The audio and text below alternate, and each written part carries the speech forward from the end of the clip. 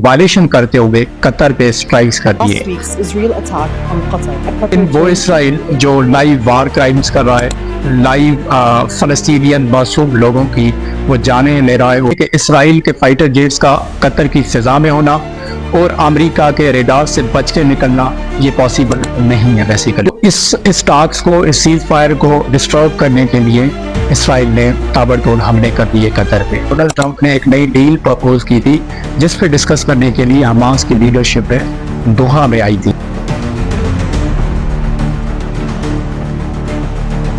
कि अमेरिका पे security guarantees के लिए रिलाई करना ये इस सदी की सबसे बड़ी हमाकत होगी। तो गल्फ कंट्रीज को अल्टरनेटिव डिफेंस पार्टनरशिप की तरफ जाना पड़ेगा। कोशिश ये होनी चाहिए कि जिस कंट्रीज ने अब्राहम अकॉर्ड साइन किया है, जिसमें यूएई, बहरीन, मोरक्को और सूडान शामिल है, तो वो उसको टेम्पररी सस्पेंड करें। तो कतर ने इसराइल के हमले को स्टेट टेररिज्म बारबेरिक एक्ट करार दे। इस हमले में जो चीफ नेगोशिएटर थे खलील अल हया हमास के मुसवाइद कर गए। मुस्लिम दुनिया में जो इंटेलेक्चुअल डिक्लाइन है या इंटेलेक्चुअल क्राइसिस है वो भी सबसे बड़ा मसला है मुस्लिम दुनिया के लिए। अस्सलाम वालेकुम दोस्तों, कैसे हैं आप? मैं हूं काशिफ चांडो और आप देख रहे हैं यूट्यूब चैनल। इसराइल ने एक बार फिर सॉवरेनिटी, टेरिटोरियल इंटीग्रिटी और यूएन चार्टर्स की वायलेशन करते हुए कतर पे स्ट्राइक्स कर दिए। और जो बुनियादी जो रीजन इसराइल पेश कर रहा है वो ये है कि जो हमास की नेगोशिएटिंग टीम की दुहा में उसको निशाना बनाना था, क्योंकि इसराइल समझता है कि जो हमास की जो लीडरशिप है वो बेसिकली एक टेररिस्ट लीडरशिप है। इसको निशाना बनाना, इसको एलिमिनेट करना इसराइल का एक प्राइम गोल है। और ये जो इंटरनेशनल ह्यूमन राइट्स है उनकी मुताबिकत से ये इसराइल बजाते खुद ये सोच के कर रहा है कि मैं ये टेररिज्म को दुनिया से एलिमिनेट कर रहा हूँ। लेकिन वो इसराइल जो लाइव वार क्राइम्स कर रहा है, लाइव फलस्तीनियन मासूम लोगों की वो जाने ले रहा है और उसके साथ साथ वो उनका जेनोसाइड कर रहा है, ये एक एस्टेब्लिश्ड रियलिटी है। अब इस अटैक का बैकग्राउंड यूं है कि डोनाल्ड ट्रंप ने एक नई डील प्रपोज की थी जिस पे डिस्कस करने के लिए हमास की लीडरशिप दोहा में आई थी। तो इस टास्क को, इस सीज फायर को डिस्टर्ब करने के लिए इसराइल ने ताबड़तोड़ हमले कर दिए कतर पे। इसके दो चार रीजन हैं। सबसे पहले रीजन ये था कि जो सीज फायर होने जा रहा है, जो एक अमन की लहर दिखाई दे रही है इस गल्फ कंट्रीज में, एक सिंबॉलिक ही सही उसको रोका जाए, ये बुनियादी रीजन था। और दूसरा ये था कि इस खित्ते में, इस अरब दुनिया में ये अरब कंट्रीज को दिखाना है कि मैं ही यहाँ पे हेजेमोनिक हूँ और मेरी ही यहाँ पे जो मैं चाहूँ, जिस तरह से मैं चाहूँ वो कर सकता हूँ और यहाँ पे मेरा ही सिक्का चलता है। क्योंकि आप 72 घंटों में देखें कि इसराइल ने तकरीबन 6 मुस्लिम कंट्रीज को निशाना बनाया उसी वक्त। उससे पहले अगर हम उसकी हिस्ट्री देखें तो हमास ने 7 अक्टूबर को हमला किया था इसराइल पे, जिसमें कुछ 100 लोग मारे गए थे और आज तक फलस्तीनी 65,000 से ज्यादा मारे गए हैं। तो इसी कॉन्टेक्स्ट में इस जो वार क्राइम्स हैं इसराइल के, उसको आगे बढ़ाते हुए उन्होंने ये हमला किया है ताकि मैं इस खित्ते में किसी को भी अमन से रहने ना दूं। इसराइल इस खित्ते में तकरीबन जो अरब कंट्रीज हैं, मुस्लिम ममालिक हैं, उनको मुसलसल निशाना बनाता आ रहा है। पैलेस्टाइन में उन्होंने हमास को निशाना बनाया, फिर हिजबुल्लाह को और लेबनान में निशाना बनाया, फिर इसराइल के साथ जंग छेड़ दी थी और उसके बाद यमन, सीरिया उनके हमलों से भी बच नहीं पाए थे। अब कतर को निशाना बनाया जो यूएस का सबसे क्लोज एलाय है और उसके साथ साथ जो इस खित्ते में यूएस का मिलिट्री एपरेटस ऑपरेट होता है वो कतर से ही, दोहा से ही होता है, जो सबसे बड़ा मिलिट्री एयरबेस है अल उदेद। और हैरत की बात यह है कि ये जो स्ट्राइक्स हुए हैं उसमें यूएस डिनाई कर रहा है कि एडवांस में उनको पता नहीं था और उसके बाद जो हमले हुए उनके दौरान भी उनको पता चला, अदरवाइज उनको पता नहीं था कि ये हमले होने जा रहे हैं। और जाहिर सी बात है कि कतर का जो ओवरऑल सिक्योरिटी अपरेटस है या सिक्योरिटी जो निजाम है वो अल उदेद मिलिट्री एयरबेस से ऑपरेट होता है। तो यूएस ने कतर को भी ये खबर ना होने दी। अलबत्ता उनको पता चल गया होगा दोनों के, हालांकि दोनों डिनाई करें, लेकिन जो एविडेंसेस हमारे पास हैं इनसे ये वाजे हो जाता है कि दोनों को इल्म था कि ये हमले हो रहे हैं और होने वाले हैं। और जो एविडेंसेस हमारे पास है इनसे वाजे पता चलता है कि अमेरिका को कुछ ना कुछ इल्म जरूर था, क्योंकि आप देखें कि 2000 किलोमीटर की मसाफत तय करके इसराइली जेट से कतर की फिजा में दाखिल होते हैं और जो तकरीबन 15 फाइटर जेट्स वो भी अमेरिका के जो F-16 और F-35 हैं वो रेडार से कैसे बच सकते हैं।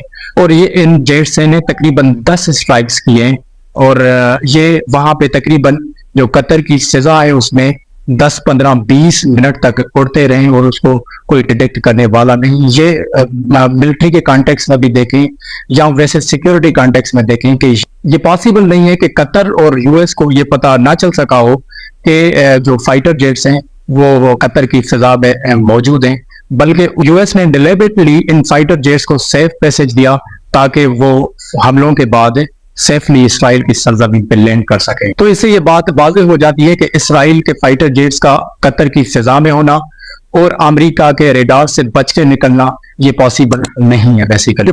और मीडिया में ये भी रिपोर्ट हो रहा है कि यूके और अमेरिका के सोर्सेज से इन्हीं जेट्स ने रिफ्यूलिंग दी है और बाद में वो इसराइल की सरजमीन पे पहुंचे हैं।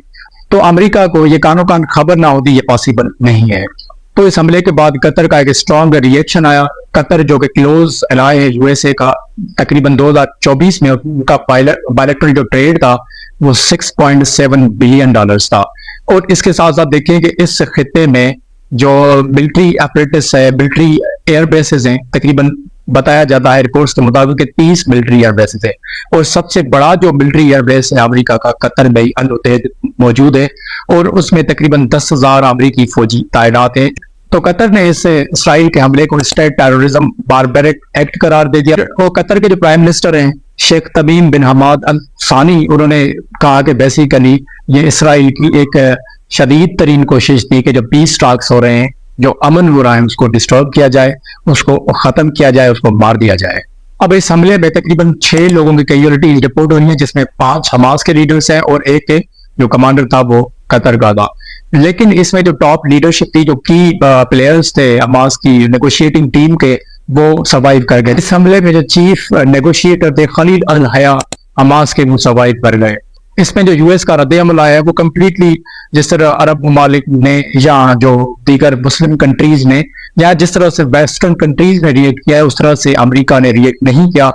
अमेरिका ने जस्ट इतना कहा कि ये जो अटैक कतर पे हुआ है इसमें हम अपना कोई भी रोल डिनाई करते हैं। और ट्रंप ने कतर के प्राइम मिनिस्टर शेख तमीम बिन हमाद अल सानी को कॉल करके कहा कि हम आपको यकीन दिलाते हैं कि आगे ऐसे हमले नहीं होंगे कतर पे। तो इससे आप अंदाजा लगा दें कि कतर पे जो हमले हुए कहीं ना कहीं यूएस को ये पता था कि हमले ये होने हैं। और जाहिर सी बात है कि इंटेलिजेंस शेयरिंग भी अमेरिका के पास जरूर होगी इस हमले के मतलब। वो अयान नहीं कर रहे, ये अलग बात है, लेकिन कुछ ना कुछ उनको पता जरूर था। और इसराइल कितनी डटाई से अपने जो वार क्राइम्स हैं वो जारी रखते हुए बयान देते हैं, जो कि उनके फॉरेन मिनिस्टर हैं इसराइल किड्स, उन्होंने कहा कि दुनिया में कहीं भी कोई भी टेररिस्ट हमास का छुपा हुआ होगा या जिसने भी उनको बना दी होगी हम उसको निशाना बनाएंगे। इसराइल के प्राइम मिनिस्टर नेतन्याहू ने भी खुद कहा कि मैं कतर को बताता हूँ या कोई भी कौम हो या कोई भी मुल्क हो, अगर उनके पास हमास की लीडरशिप है या उन्होंने किसी भी टेररिस्ट ग्रुप को पनाह दी हुई है तो वो उनको इंसाफ के कटहरे में खड़े कर दें। वरना मैं ये हक रखता हूं कि मैं किसी की भी जो टेरिटरी है उसको वायलेट करके, उसकी सॉवरेनिटी को वायलेट करके मैं किसी भी हमला कर सकता हूं। और इसमें जो वर्ल्ड रिएक्शन था उसमें gulf countries, Islamic countries, western countries, वैसे स्पेशली आयरलैंड, स्पेन और फ्रांस ने इस अमल की शदीद मजम्मत की। और पाकिस्तान, सोमालिया और अल्जीरिया ने यूनाइटेड नेशन सिक्योरिटी काउंसिल का एक हंगामी इजलास भी तलब करने की रिक्वेस्ट की।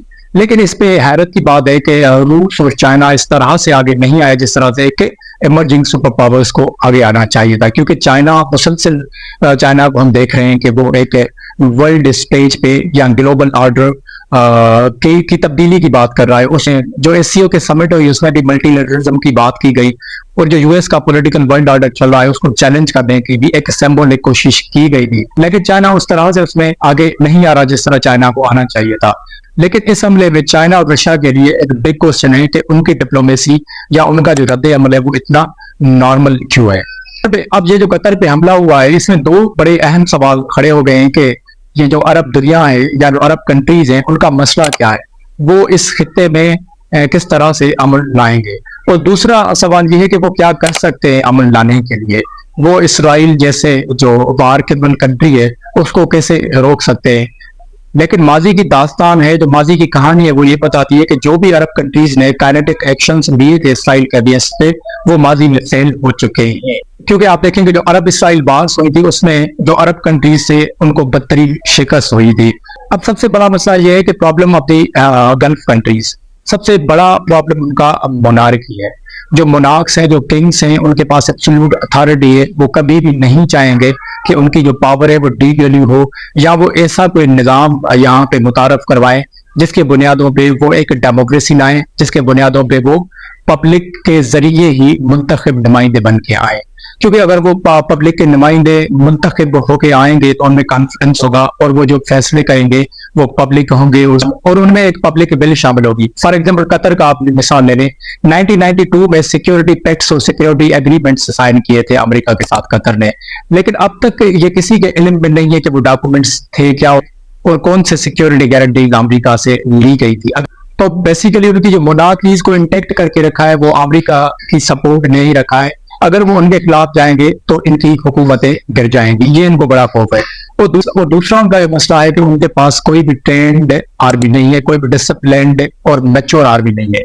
آپ اس خطے میں دیکھیں، ترکی، ایجپٹ کے علاوہ کسی کے پاس اتنی میچور ڈسپلینڈ آرمی نہیں ہے جو اسرائیل یا کسی بھی ایکسٹرنل جو اینمی ہیں یا ایڈورسریز ہیں ان کا مقابلہ کر سکیں. اور کسی دور میں یمن اور سیریا نے یہ اپنی آرمیز میچور ڈسپلینڈ بنائی تھی، جس پہ وہ خرچہ بھی کرتے تھے، اور ریجنل اس جو یہ پورا جو ریجن ہے اس میں ان کی آرمیز مانی جاتی تھی ایز کمپیئر ٹو ریجن کی بات کریں تو. لیکن جو 9/11 ہوا اور جو ان پہ جو امریکہ کے جو مختلف حملے ہوئے اس میں ان کی آرمیز تباہ ہو گئی. اس کے ساتھ اور یمن اور سیریا کا مسئلہ یہ بھی ہے کہ ان میں جو انٹرنل وارز ہوئی ہیں ان کے نتیجے میں ان کی آرمیز بالکل ڈی اسٹیبلائز ہو چکی ہیں. اور جو تیسرا جو سب سے بڑا عرب کنٹریز کا مسئلہ رہا ہے وہ انٹرنل انسٹیبلٹی رہی ہے.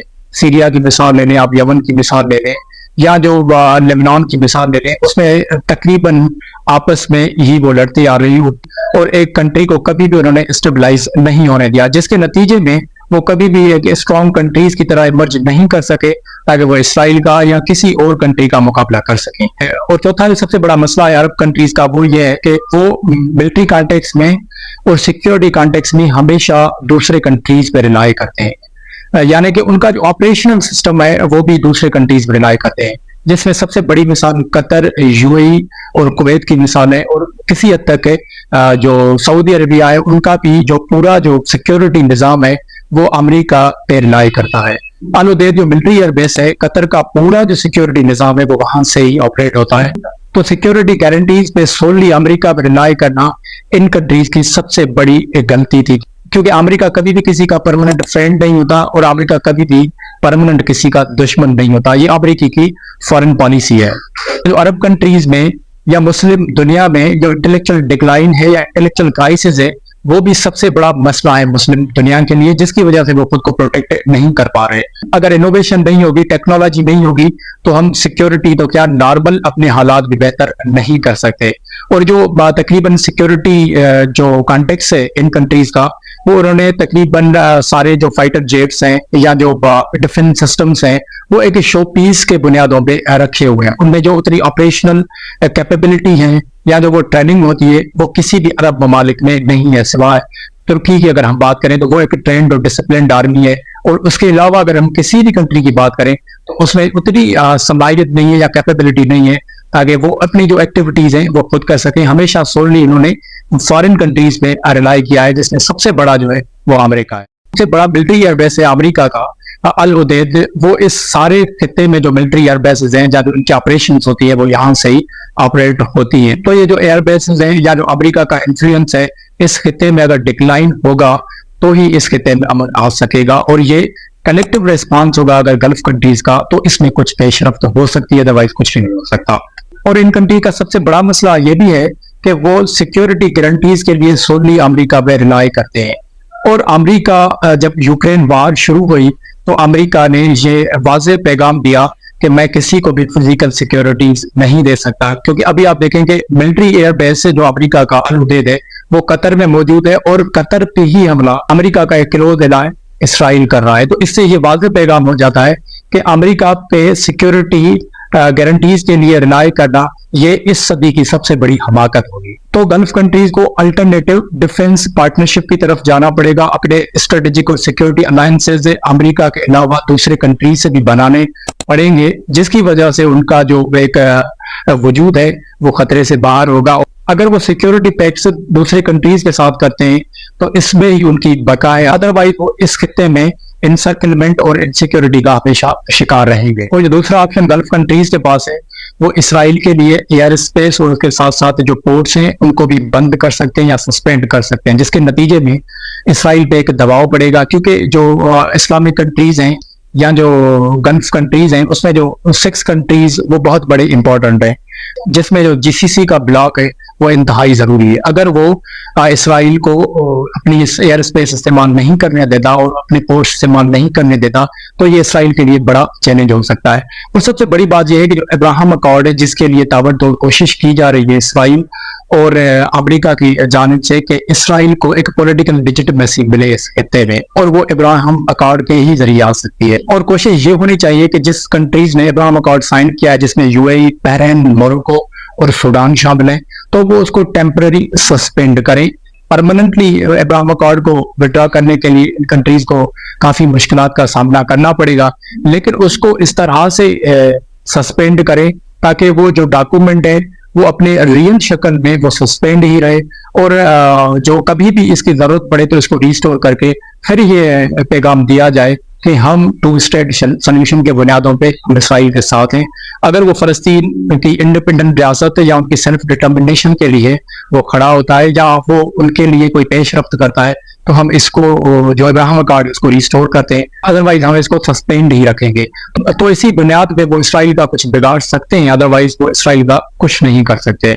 और अगर हम इकोनॉमिकल कॉन्टेक्स्ट से बात करें तो उसमें जो मल्टी बिलियन मिलिट्री जो डील्स हुई हैं गल्फ कंट्रीज की अमेरिका के साथ या दीगर कंट्रीज के साथ है, जिसमें यूएई और जो कुवैत, कतर, वो उन्होंने भी अपने रिलेशनशिप, या इजिप्ट है उन्होंने इसराइल से रिलेशनशिप अपने नॉर्मल कर लिए थे। तो अगर वो जो इकोनॉमिकल उनके साथ पैक्ट्स किए गए हैं या मिलिट्री पैक्ट्स किए गए हैं, अगर उनको वो खत्म करते हैं या सस्पेंड करते हैं तो ये भी इसराइल के लिए बड़ा झटका हो सकता है। तो ये जो कलेक्टिव रिस्पांस है गल्फ कंट्रीज का, इसी वजह से इसराइल कुछ ना कुछ किसी हद तक पीछे मुड़ सकता है, अदरवाइज वो अमेरिका की सपोर्ट के साथ है वो किसी भी कंट्री की टेरिटरी वायलेट कर सकता है। तो इस टाइम कतर से या किसी भी गल्फ कंट्री से ये एक्सपेक्ट करना कि वो मिलिट्री एक्शन देंगे या कोई काइनेटिक एक्शन देंगे, तो ये इस पोजीशन में है ही नहीं कि इसराइल के खिलाफ कोई जंग छेड़ दें, क्योंकि जो माजी की दास्तानें हमें बताती है कि उस टाइम इसराइल इतना कमजोर होते हुए भी इन जो गल्फ कंट्रीज हैं जिसमें इजिप्ट भी शामिल था उनको इसराइल ने एक बदतरीन शिकस्त दी थी। तो अब इसराइल इतनी तरक्की क्या है, टेक्नोलॉजी के कॉन्टेक्स्ट में हो, इकोनॉमिकल कॉन्टेक्स्ट में हो या मिलिट्री कॉन्टेक्स्ट में हो, इतनी तरक्की के बावजूद अगर वो जंग करते हैं इसराइल के साथ या कोई और काइनेटिक एक्शन करते हैं तो वो अपना ही लॉस करेंगे। ये डिप्लोमेटिक, इकोनॉमिकल और पॉलिटिकल ही एक्शंस हैं जो अभी गल्फ कंट्रीज को बचा सकते हैं, और ये कोशिश करें कि अपनी मिलिट्री और डिसिप्लिन्ड आर्मी जो इंडिपेंडेंट हो, किसी भी कंट्री पर रिलाय ना करती हो, इसी में उनकी बका है, इसी में ही वो अपना वजूद प्रोटेक्ट कर सकते हैं, अदरवाइज कोई भी ऑप्शन उनके पास नहीं है।